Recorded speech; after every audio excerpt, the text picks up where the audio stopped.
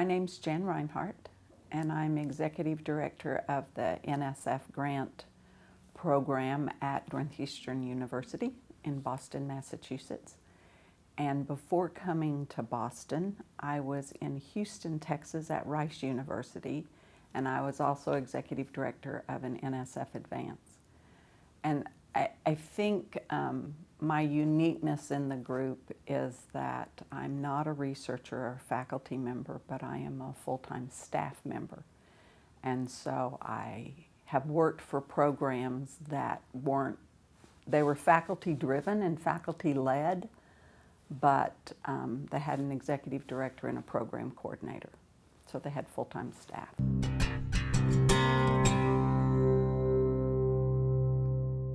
Advance is about people. It's kind of FUBU, you know, for people, by people. And so if you don't take in the players and the context, then you have no chance of changing anything, because you can change policies and you can try and change processes, but they are still people that implement those. So the context of where you're at is key.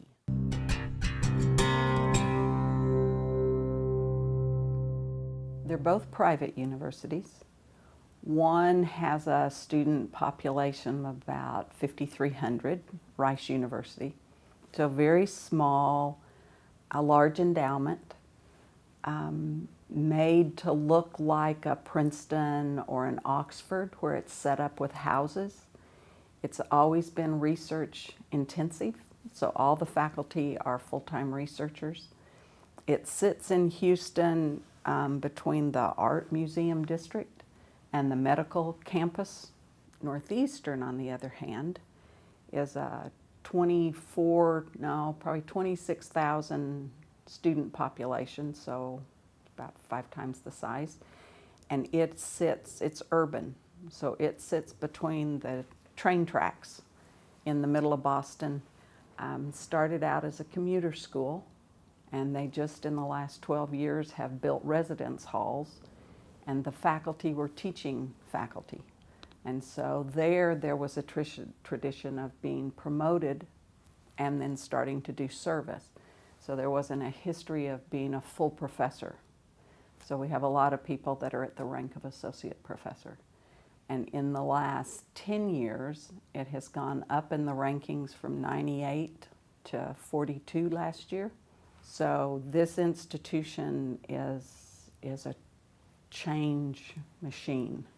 It has really changed a lot. Where Rice was small, and Rice has always been Rice and will always be Rice.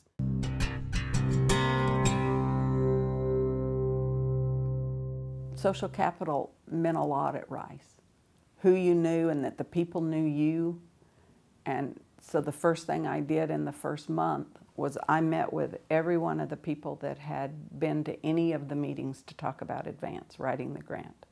Because I wanted to know as many people as I did, and especially the senior leaders that the dean had pulled together. And so I tried that strategy again at Northeastern. And I started meeting with the senior women, and I started with the women of color, because I didn't see any representation. And I did that at Rice. I mean, I wanted to know where all the women of color were, because Advance is sort of a women's program, and I didn't want it to be white women and Asian women. I think social capital still matters, and as a premise, that's what I would do again, is try and get to know the people and the players at whatever institution, because Advance works from individuals, you know, to groups, and from assistant professors through provost and president.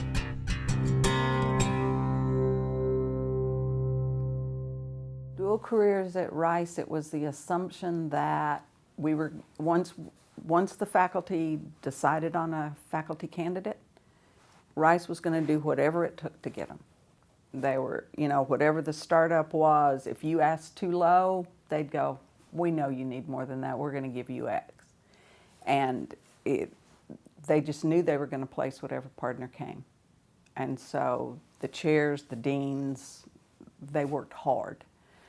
At Northeastern, it's been very interesting because there is support for dual careers, and they work for them. It seems like the word's not on the street, or that information doesn't flow back down through everybody very well. And so we're putting out 2 white papers just this fall, and one's an internal document to deans and chairs saying this is the way partner placements work, and then we created an external one that we can give to faculty candidates. This is how it works, and this is the institutional commitment. And it's taken me 4 years of asking, but we're going to start advertising that so that the communication flows.